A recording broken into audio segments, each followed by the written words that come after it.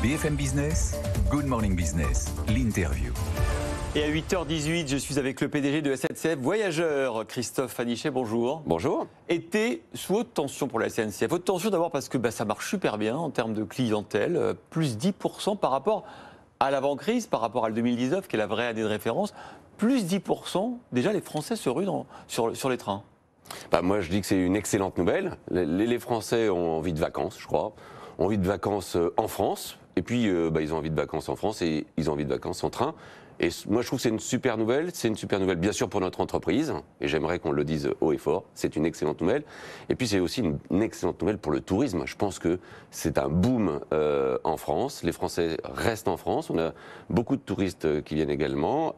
C'est une bonne nouvelle pour les restaurants. C'est une bonne nouvelle pour l'ensemble de la profession de tourisme. Et donc, effectivement, cette année, on aura 10% de plus de voyageurs à bord de nos trains. Est-ce qu'il y a des TGV qui sont déjà complets ? Oui, quelques-uns. Les TGV des chassés-croisés, on a effectivement 8 millions de Français qui ont déjà anticipé leurs vacances. 8 millions, c'est 10% de plus qu'en 2019. Donc il y a de l'anticipation. Oui, il y a quelques trains TGV complets, mais pas tant que ça. On a longtemps dit que les Français, avec la pandémie, maintenant avaient pris des mauvais réflexes ou des bons réflexes, je ne sais pas moi, qui réservent à la dernière minute. Ce n'est pas le cas pour cet été.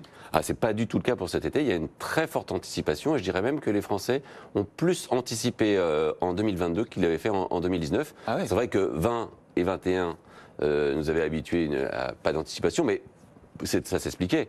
On ne connaissait pas les conditions sanitaires dans lesquelles on allait circuler, quel que soit le mode.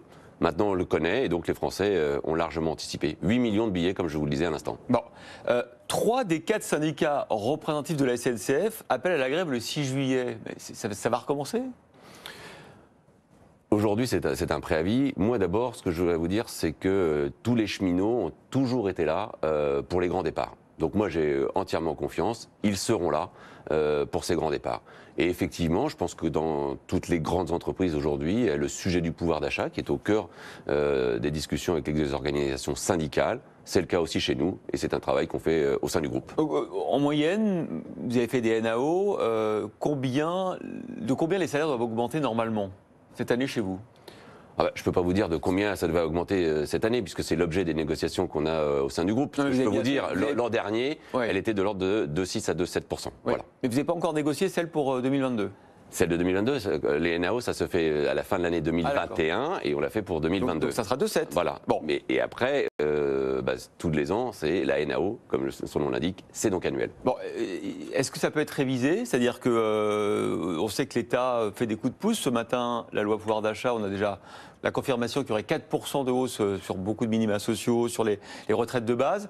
On attend de savoir de combien le point d'indice de la fonction publique va augmenter. Est-ce que s'il y avait un coup de pouce notable, ça pourrait vous conduire, vous, SNCF, à vous aligner sur ce que fait l'État ?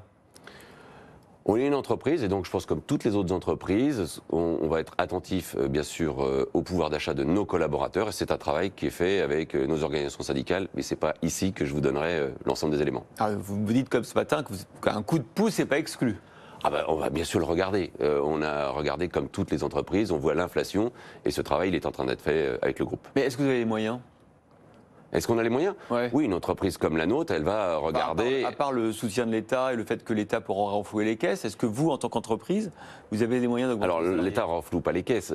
Aujourd'hui, on est une entreprise de plein exercice. Et donc, aujourd'hui, ces travaux sur le pouvoir d'achat, ils sont faits avec les organisations syndicales, effectivement, en fonction des finances que nous avons. Oui, mais par exemple, vous aviez annoncé il y a quelque temps que vous n'augmenteriez pas le prix des billets de train cette année. C'est très bien pour les consommateurs. Mais du coup, ça vous donne peu de marge pour augmenter vos salariés.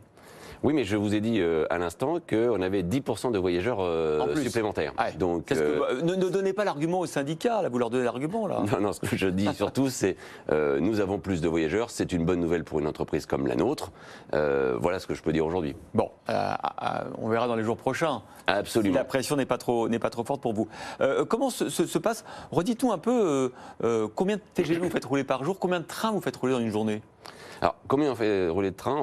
Nous, à la SNCF Voyageurs, on fait rouler 15 000 trains tous les jours. 15 000 trains, c'est quoi ? C'est 14 000 trains du quotidien, des TER, 8 000, des Transiliens, 6 000, et il y a à peu près 800 trains grandes lignes, donc des TGV, Inouï, Ouigo et des intercités. Donc c'est ça la SNCF, c'est 5 millions de voyageurs tous les jours qui sont dans nos trains. Est-ce qu'on parlait de la hausse de la demande, du trafic, des réservations. Est-ce que vous avez des réserves de trains que vous pourriez mettre sur le réseau, si vous aviez les créneaux disponibles? Est-ce que vous avez encore du matériel disponible?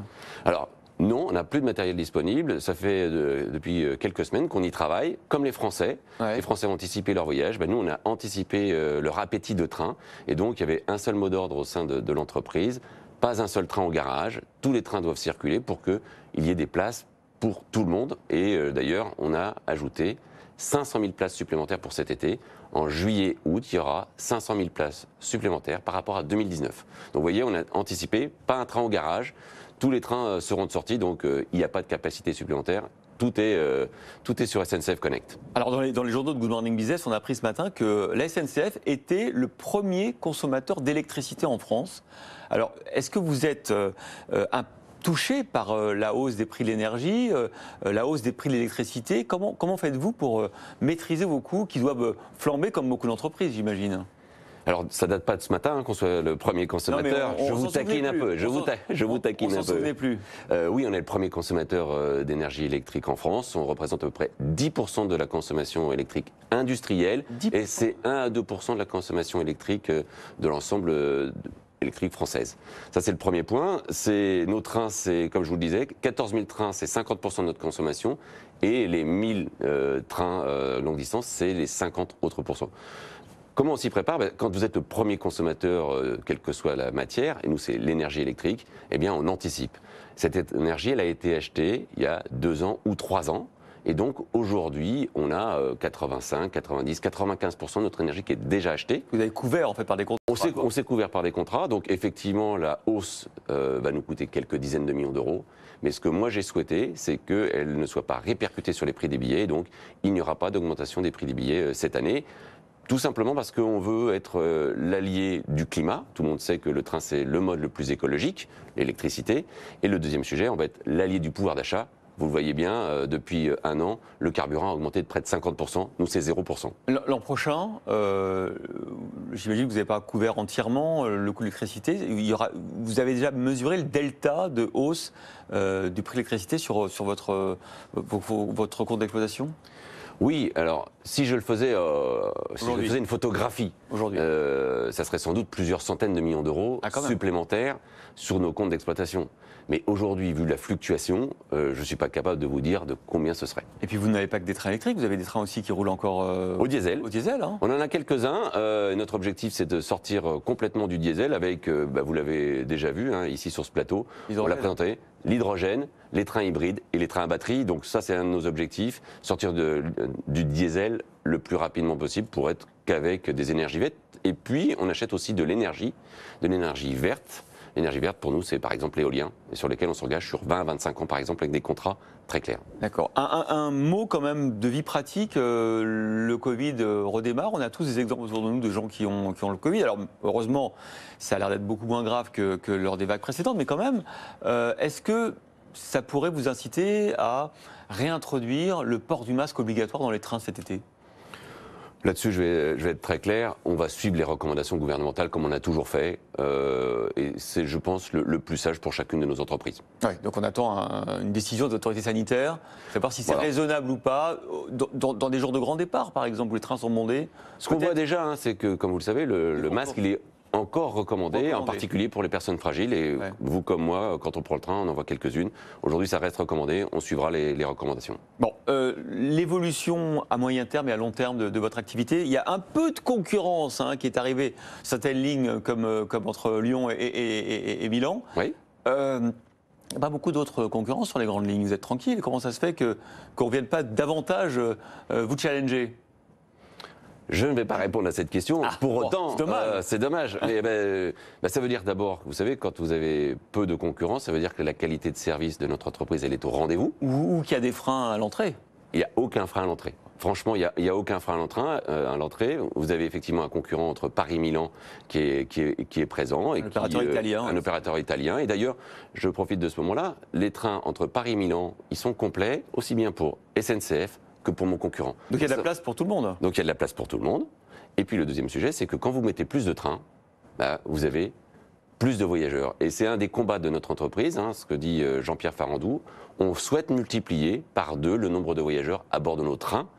C'est possible parce qu'il y a encore de la place. D'ici quand? D'ici les années 2030. On souhaite vraiment le doubler parce qu'aujourd'hui, on représente moins de 10% de voyageurs à bord des trains, là où il y a 90% de voitures, alors qu'on n'émet que 1% de gaz à effet de serre. Il y a les capacités sur le réseau d'avoir des créneaux pour faire 2 fois plus de passagers qu'aujourd'hui? Aujourd'hui, il y a de la place. Bien sûr que si on voulait aller jusqu'au x2, il y a des investissements à faire, en particulier sur les infrastructures. Merci beaucoup Christophe Adichet, PDG de SNCF Voyageurs, d'avoir été l'invité de Good Morning Business. Il est 8h30.